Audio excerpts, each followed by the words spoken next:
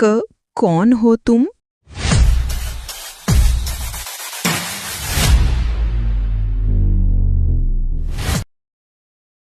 परछाई आरव के सामने हवा में मंडरा रही थी। उसकी आंखों से कोई रोशनी नहीं निकल रही थी, बस गहराई थी, बिल्कुल शून्य जैसी। आरव की सांसें अटक गईं और तभी वो परछाई गहरी धीमी आवाज में कहती है, तू नहीं जानता, तेरी रगों में वही खून बहता है जिसने मुझे जन्म दिया, और अब वक्त आ गया है। तुम कौन हो? क्या चाहते हो मुझसे? परछाई जोर से चिल्लाती है, जिससे पूरा तहखाना कांप उठता है।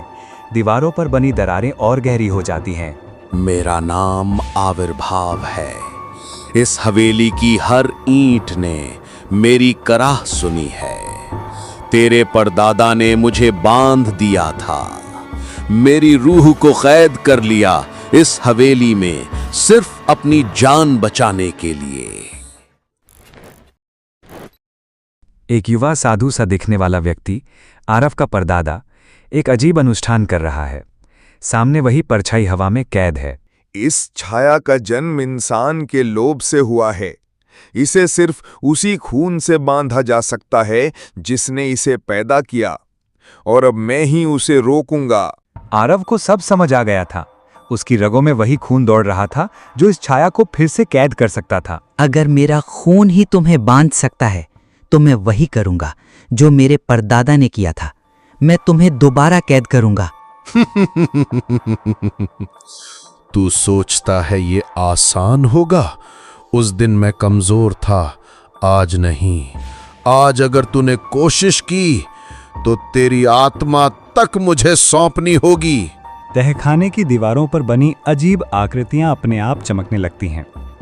आरव को याद आता है कि दादी ने एक बार कहा था, अगर हवेली तुझसे बातें करे तो समझ लेना ये तुझसे कुछ चाहती है। आरव धीमे कदमों से संदूक के पास जाता है और उसमें से खून से सना कपड़ा निकालता है।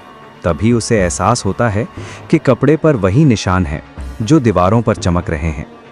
ये एक मंत्र का हिस्सा है। तभी आरव वहां रखी डायरी में से जोर जोर से एक मंत्र का उच्चारण करने लगता है।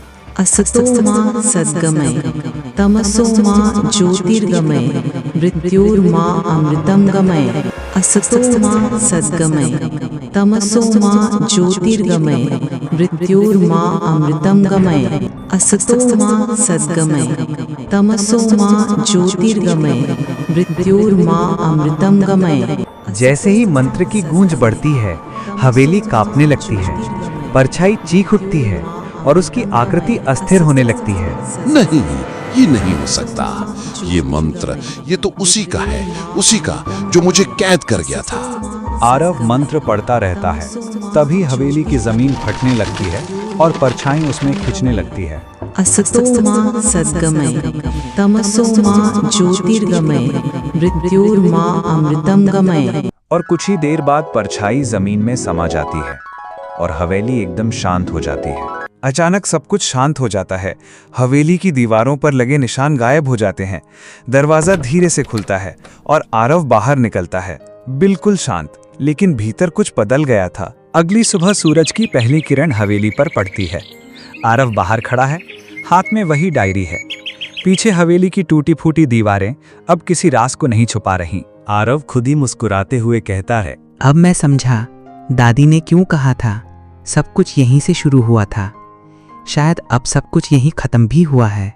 घर जाके आरव उस डायरी को एक कांच के बक्से के अंदर रख देता है, जिस पर लिखा था, सच्चाई वो नहीं होती जो आंखों से दिखे, सच्चाई वो होती है जो आत्मा को झकझोर दे।